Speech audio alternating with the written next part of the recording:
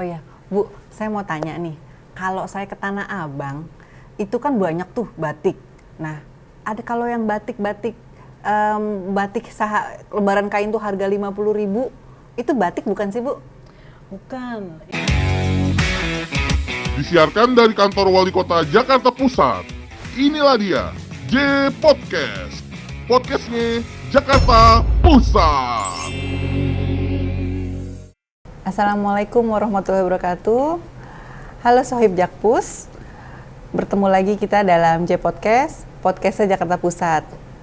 Perkenalkan, saya Rorodia, dan hari ini telah juga hadir bersama saya di studio J Podcast dua wanita berkarya yang mempunyai karya mumpuni di bidang perajin batik Betawi dan juga merupakan anggota Dekranasda Kota Administrasi Jakarta Pusat.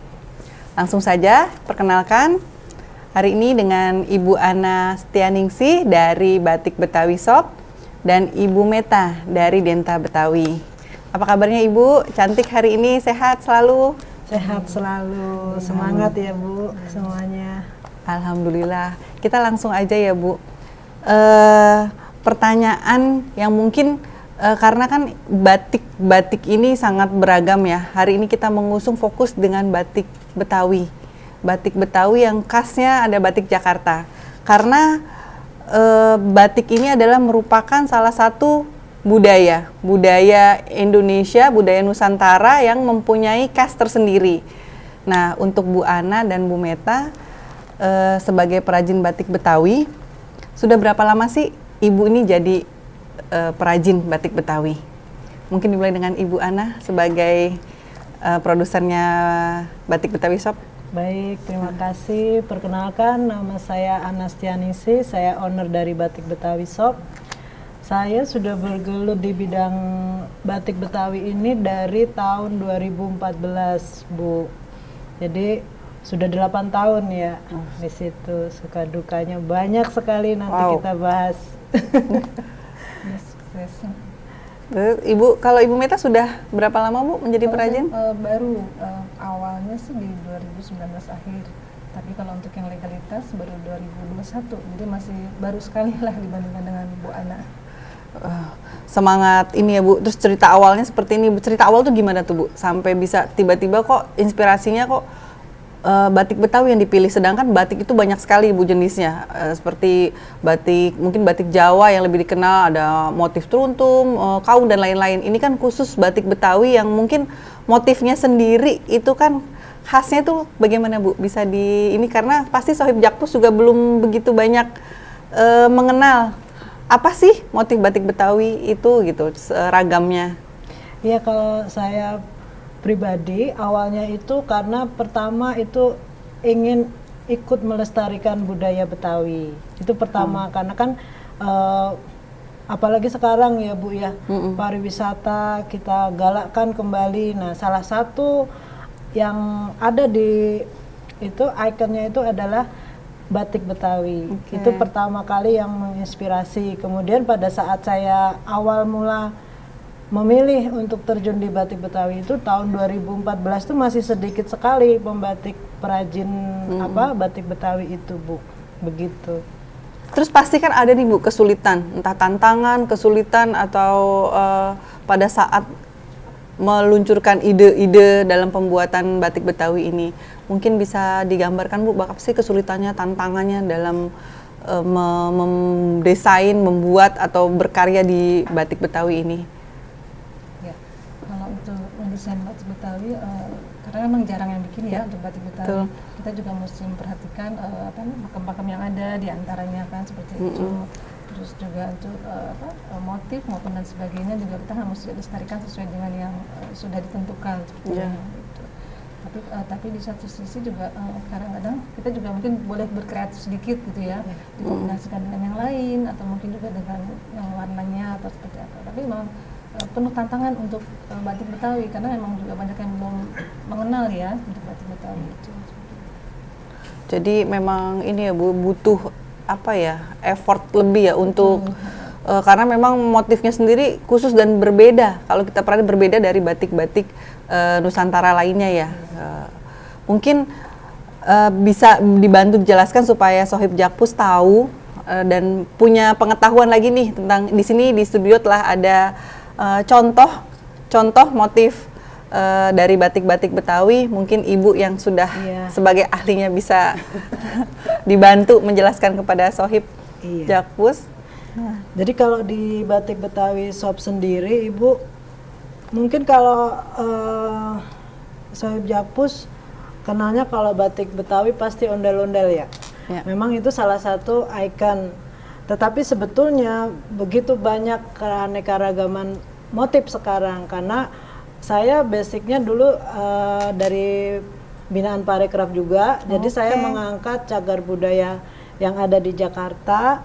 Nah ini contohnya, ini saya bikin salah satu ikon batik Betawi dengan motif ondel-ondel. Nah ini yang disebut batik cap, begitu. Ini batik cap, kemudian batik itu kan ada 3 ya. Ini batik cap, kemudian yang ini batik cap kombinasi tulis. Kenapa disebut batik cap kombinasi tulis? Karena ini pakai plat, ini cap. Kemudian ininya tetap kita canting, kita tulis begitu. Nah, ini cap kombinasi tulis. Kemudian ada yang paling ini ya, lama proses pembuatannya adalah batik tulis. Seperti ini, Ibu. Nah, ini. Nah, ini betul-betul yang memakai canting, begitu. Dan ini prosesnya lumayan lama. Berapa lama, Bu? Untuk ini kan artinya mungkin sama ya proses pembuatan setiap batik ya. Jadi cap, tulis, ini prosesnya ya, Bu ya. Prosesnya. Betul. Berapa lama untuk satu pembuatan dengan motif ondel-ondel? Kalau khusus di saya ini 2 minggu sudah bisa jadi satu kain. Begitu. 2 minggu untuk satu kain. Untuk proses batik cap, batik tulis ya. Kalau batik cap cepat, sangat cepat. Berapa lama, Bu, untuk batik cap? Untuk saya itu 1 minggu itu bisa 100 piece, begitu. Kalau yang cap kombinasi tulis itu 2 minggu untuk 100 piece, begitu. Ini kalau kita lihat ya motif ini kan kalau Betawi mungkin cirinya berwarna ya. Kalau dulu tuh mungkin bahasanya tuh warnanya gonjreng ya, harus sedikit ngejreng gitu. Nah sebenarnya untuk warna khas batik Betawi ini tuh unsurnya lebih budaya mana sih, Bu, yang pengaruhi khusus di batik Betawi ini? Kalau di Betawi itu percampuran ya, Ibu ya. Ada budaya Arab, ada budaya Chinese dan Betawi sendiri. Jadi karena kan banyak penduduknya, kebudayaan unsurnya banyak sekali, jadi macam-macam, makanya ada yang disebut juga batik encim. Nah itu seperti itu. Oh, batik encim itu artinya yang biasanya dipakai itu kain dengan pucuk rebung ya, Bu? Betul. Itu ada nggak pakem-pakemnya? Nah, kalau pakai pucuk rebung seperti kalau batik Jawa kan kita punya pakem-pakem khusus ya, motif tertentu gitu. Betul, untuk digunakan untuk mungkin hari apa atau pemakainya harus posisinya letaknya di mana. Kalau untuk pucuk rebung seperti yang saya kenakan ini, pucuk rebung itu pakemnya harus di depan, Ibu. Kalau sesuai pakem ya, karena kan sekarang biasa dikombinasi untuk di ujung lengan atau apa, tetapi pakemnya harus di depan. Kalau untuk Betawi itu udah wajib ya, Bu, hukumnya di depan. Betul. Jadi nggak bisa tuh di belakang, di samping gitu. Pokoknya harus di depan ya, Bu. Iya, seharusnya seperti itu. Itu ada nggak sih, Bu, melambangkan simbol atau apa? Ada hanya pakem ya, memang pucuk rebung di depan itu. Gitu. Untuk Betawi. Terus Bu Meta sendiri apa aja sih misalnya Denta Betawi nih mengusung batik Betawi itu motifnya apa aja sih, Bu, selain ondel-ondel, tari topeng ya? Atau ada lagi nggak, Bu, ragam apa sih yang, atau Ibu ada campuran atau apa untuk khas sendiri dari Denta Betawi? Kalau pakemnya pasti ngikut motif-motif yang ada sudah ditentukan untuk flora maupun faunanya, juga penari yapong maupun apa namanya tadi ondel-ondel dan sebagainya. Cuman memang yang suka sedikit agak berbeda dalam pewarnaan kalau saya, kalau misalnya pada umumnya kan batik Betawi lebih banyak yang gonjreng itu tadi ya, warna ya seperti itu. Kalau saya lebih banyak ke yang warnanya soft begitu, entah itu warna gold atau mungkin yang seperti jadi kayak lawasan gitu, atau mungkin yang agak-agak muda warnanya seperti itu. Jadi memang agak sedikit beda, tapi karena saya merasa melanggar pakem apa enggak ya kalau kayak gitu ya. Tapi kan Selera pasti ya, ada Bu, selera. pasti ada seleranya juga kan, nanti ada yang Ya. lebih suka seperti itu. Nah, kalau bedanya dengan saya mungkin itu. Jadi sebagian besar produksinya lebih ke di pewarnaan yang saya bedakan gitu. Jadi yang tadi yang lebih soft dan lebih muda lah warnanya. Meskipun terkadang saya juga membuat yang seperti Bu Ana tadi, ada yang gonjrengnya juga sebagai ciri khasnya ya. Artinya ada khas sendiri kan, karena memang setiap desainer batik ya punya ciri khas masing-masing dari produksinya ya. Jadi karya, tapi intinya tetap karyanya itu ibu antara Denta Betawi dengan Batik Betawi Shop itu fokus di batik Betawi. Cuma hanya Ibu, Bu Ana dan Bu Meta ini punya ciri khas tersendiri, entah dari warna. Kalau Ibu warnanya lebih ke soft ya, pastel. Bu Ana mengusung yang bener-bener di mindset kita dulu kan Betawi itu dengan ngejreng ya, dengan warna cerah ceria gitu. Nah ini kan kita ngomong produksinya nih Bu, dari mungkin tadi kendalanya, kesulitannya atau tantangannya, apalagi kemarin kan sempat kita lewati masa-masa pandemi ya, yang tidak hanya pengusaha batik, pasti semua kena merasakan imbasnya.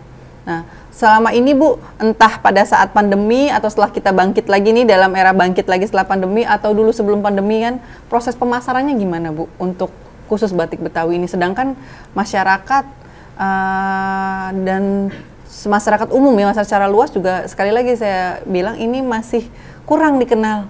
Beda ya kalau ASN itu kan di DKI sendiri ada mulai mengenalkan kita wajib kekas. Di DKI sendiri ada mulai mengenalkan kita wajib kekas ciri khas gitu masing-masing kota. Mungkin di pemerintah kota lain juga seperti itu.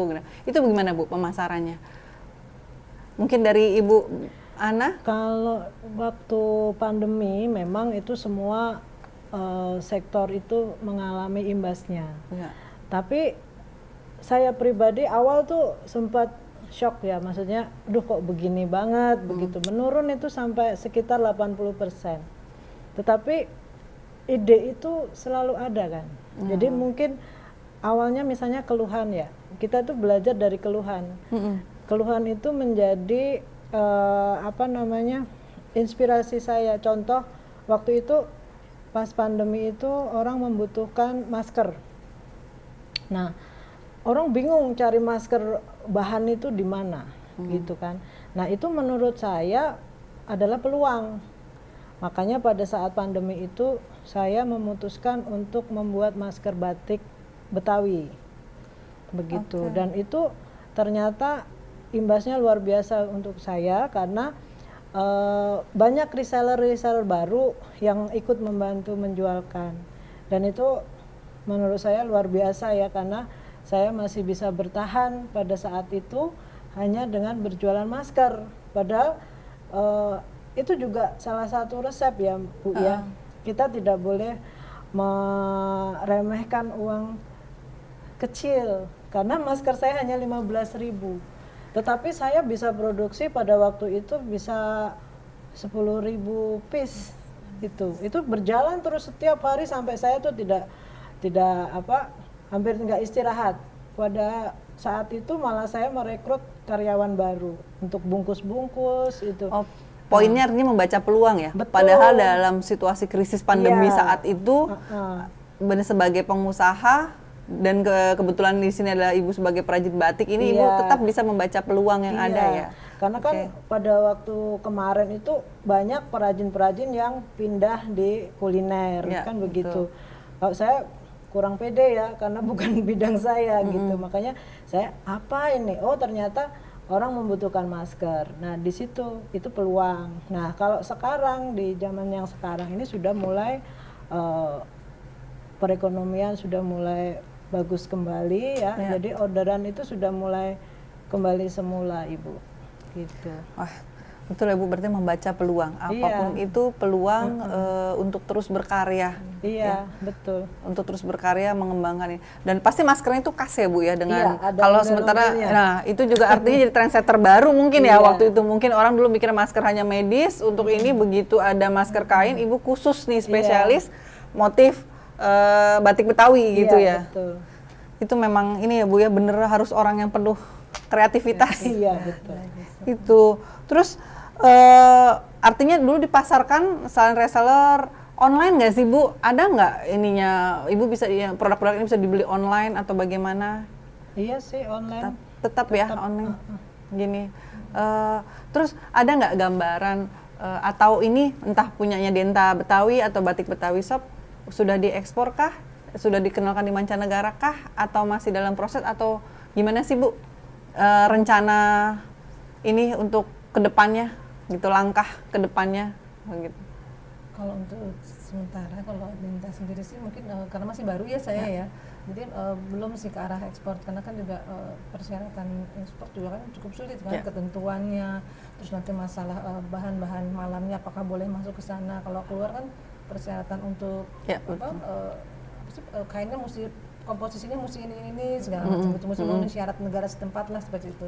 Nah itu kan kita juga harus pelajari lagi gitu. Jadi kalau untuk sementara saya masih memang lokal dulu, jadi masih coba pemasaran di ini.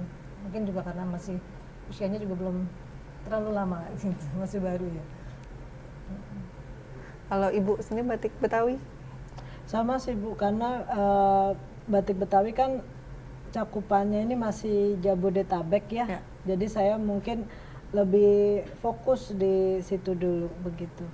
Kalau misalnya dibawa orang pameran ke luar negeri sih sering ya, tapi melihatnya saja saya sudah senang begitu. Artinya memang sudah juga banyak juga dukungan ya Bu, entah dari pemerintah setempat, apalagi terlebih Ibu ini juga sebagai anggota Dekranasda Kota Jakarta Pusat ya. Artinya selama ini dukungan juga bazar ya, sering bazar, pameran itu juga kan sebenarnya untuk memperkenalkan ya, promosi, memperkenalkan batik Betawi ini supaya lebih dikenal di halayak, di masyarakat, halayak umum ya. Itu terus sekarang nih Bu, batik Betawi, batik secara luas, batik itu kan dulu hanya dipakai secara formal, hanya untuk ke acara formal. Tapi sekarang ini untuk kaum milenial sendiri kan batik itu sudah buat ke mall, untuk hangout, untuk acara-acara santai, nggak melulu untuk formal gitu. Betul. Ada nggak ide-ide atau Ibu ini kan perajin ya, penuh dengan kreativitas. Apa sih, ada nggak ide untuk supaya ini juga bisa digandrungi kaum milenial, bersaing lah batik Betawi, karena sekarang kita nggak menutup ini ya, memang yang lebih dikenal tetap nih masih batik Jawa dari seluruh batik Nusantara, entah tenun, entah apa. Nah khususnya DKI Jakarta kan kita punya batik Betawi nih, gimana Bu?